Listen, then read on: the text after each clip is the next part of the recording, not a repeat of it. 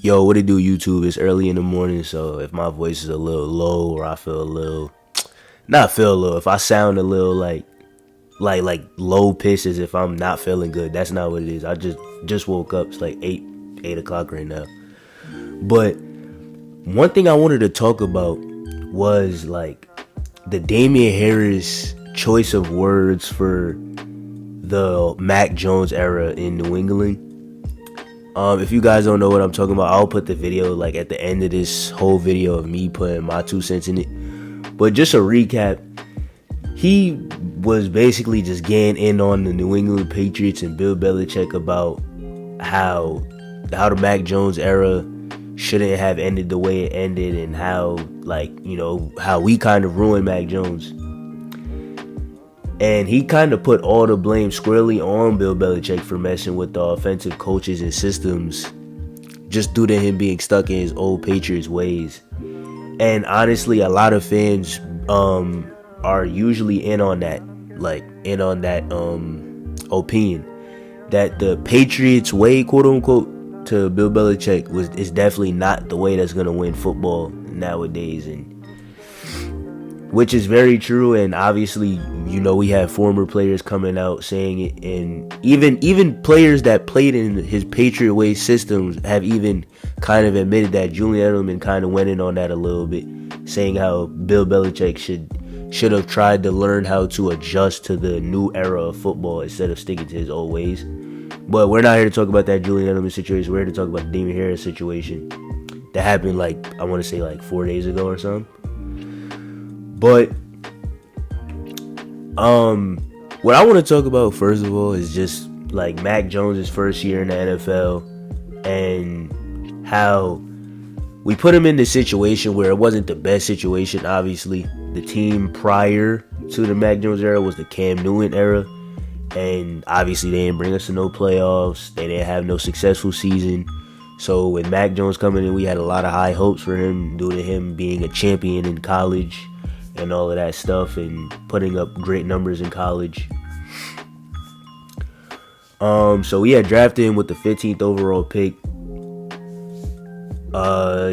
He put up good numbers for a rookie. You don't expect really nothing too crazy. You don't expect no 4,600 yards or nothing, but he put up 3,801 yards with 22 TDs, and he had 13 end-toes.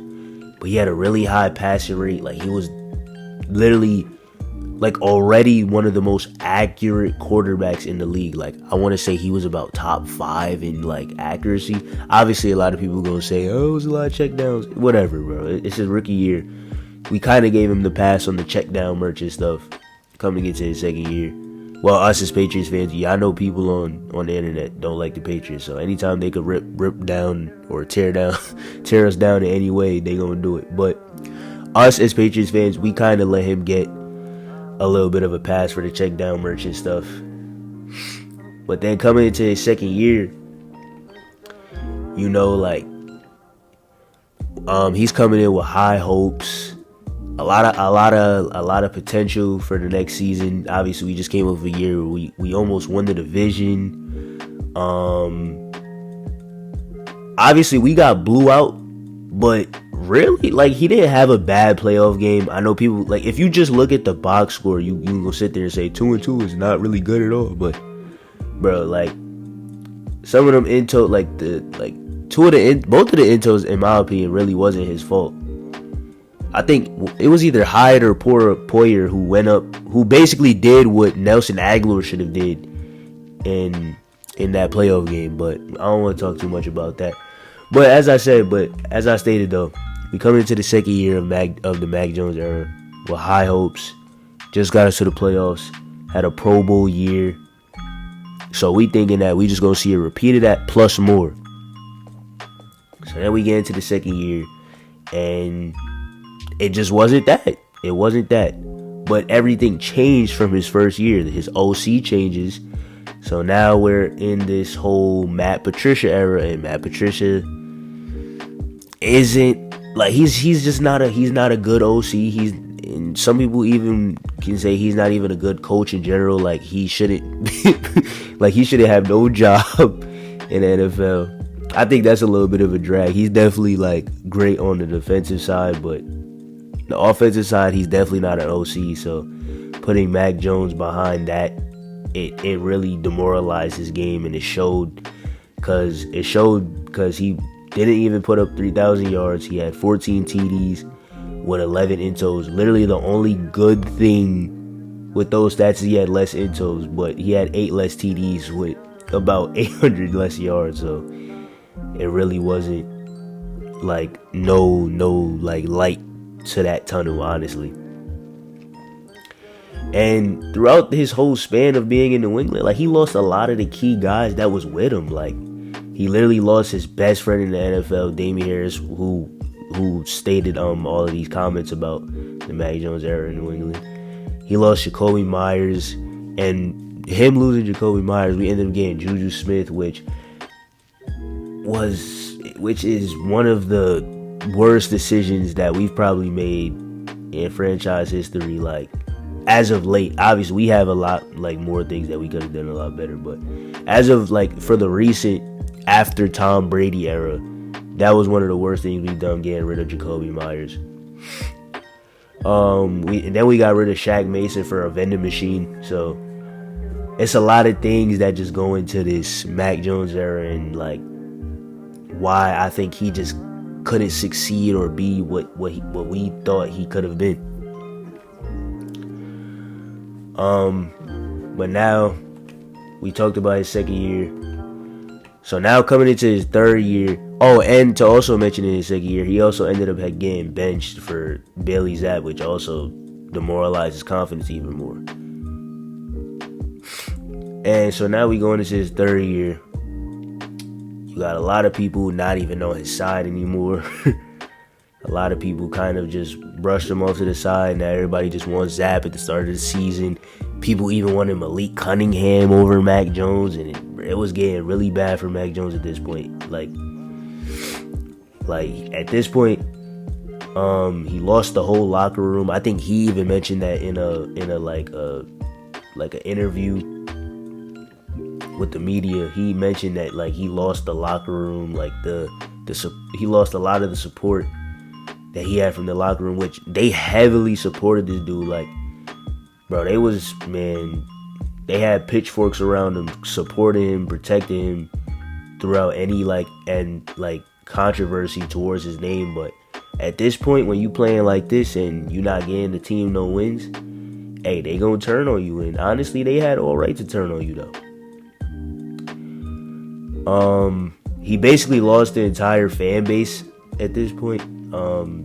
With the whole Zapp coming in for him and performing highly.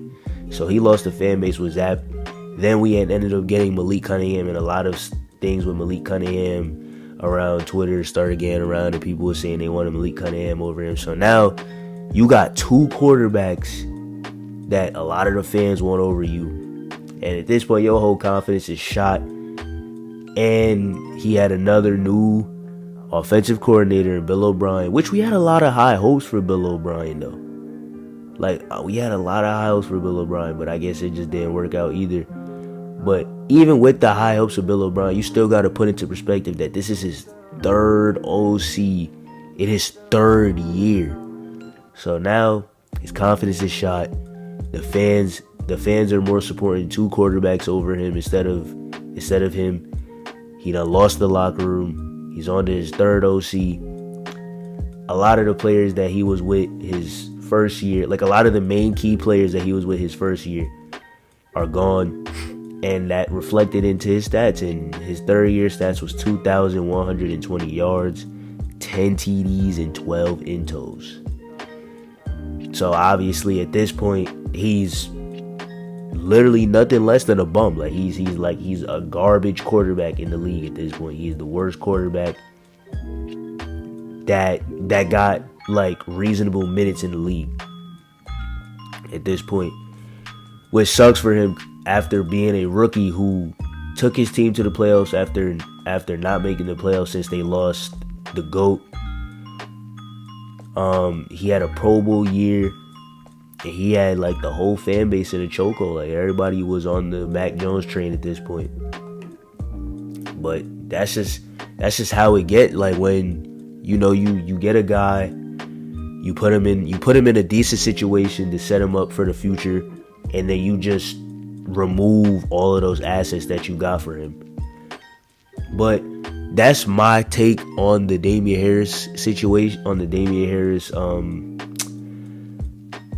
situation, and him going on that podcast, I think it was, and saying the things he said. I don't disagree with him at all, but I have to disagree with him when he like puts all the blame on Bill Belichick and like the way New England did him. I still can't go with that. Mac Jones, you still were a very indecisive quarterback at times. Like you were a very panicky quarterback for us.